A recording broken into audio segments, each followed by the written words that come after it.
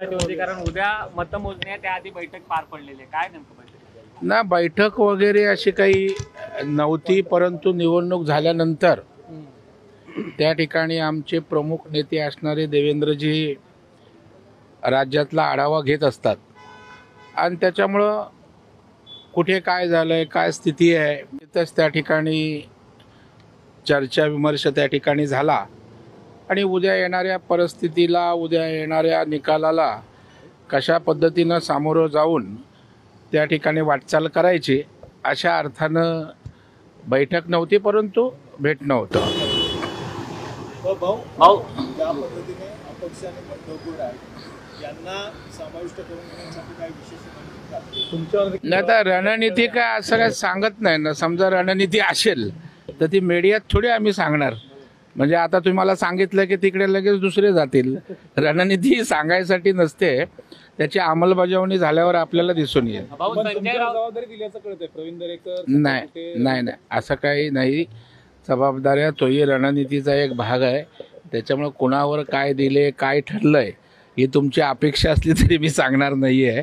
परंतु एक खरं आहे की सर्व आढावा घेऊन उद्या कशा पद्धतीनं त्या ठिकाणी व्यूहरचना करायची ह्याच्या संदर्भात त्या ठिकाणी भाऊ काल उद्धव ठाकरेंनी व्हिडिओ कॉन्फरन्स घेतली आणि त्यांच्या सर्व पदाधिकाऱ्यांना आणि उमेदवारांना सांगितलंय की लोकसभेला जो गैरप्रकार झाला, म्हणजे उत्तर पश्चिम लोकसभा मतदारसंघात झाला, तसे प्रकार यावेळी होऊ शकतात आणि त्यामुळे तुम्ही खबरदार राहा, सतर्क राहा. तिथे जर काही आढळल्यास तुम्ही लगेच आवाज उठवा. नाही, मला वाटतं त्यांना त्यांचा पराभव दिसतोय आणि पराभव दिसतोय म्हणून अशा प्रकारचे रडीचे डाव अगोदर खेळायचं सुरू आहे. म्हणजे उद्या पराभव झाल्यानंतर विश्लेषण करताना त्याचं ग्राउंड अगोदरच तयार करायचं हे महाविकास आघाडी नीटपणे त्या ठिकाणी प्लॅन केलेलं आहे. उदाहरणार्थ रोहित पवार त्या ठिकाणी ज्या पद्धतीनं राम शिंदेवर, निवडणूक यंत्रणेवर आगपाकड करतायत, याचा अर्थ ते हल्लेत पराभव समोर दिसतोय. संजय राऊत असं म्हणतात 160 महाविकास आघाडीच्या जागा येतील.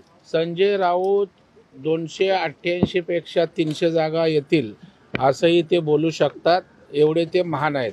विजय वडेट्टीवार असंही म्हणतात की इंटरनेटच्या माध्यमातून ईव्हीएम हॅक केली जाऊ शकते, त्यामुळे मतदान केंद्राच्या 100 मीटर परिसरामध्ये चांगली सुरक्षा असली पाहिजे. जसं मी आपल्याला म्हणालो, महाराष्ट्रातल्या जनतेने जो काही कौल द्यायचा आहे तो मतपेटीत सील आहे आणि त्यांनाही कळून चुकलंय की जनतेनं महायुतीच्या बाजूनं जनाधार दिलाय, सरकारने चांगलं काम केलंय आणि पुन्हा एकदा या ठिकाणी महाराष्ट्रातल्या जनतेनं त्यांना नाकारण्याचं आज चित्र उभं राहिलंय.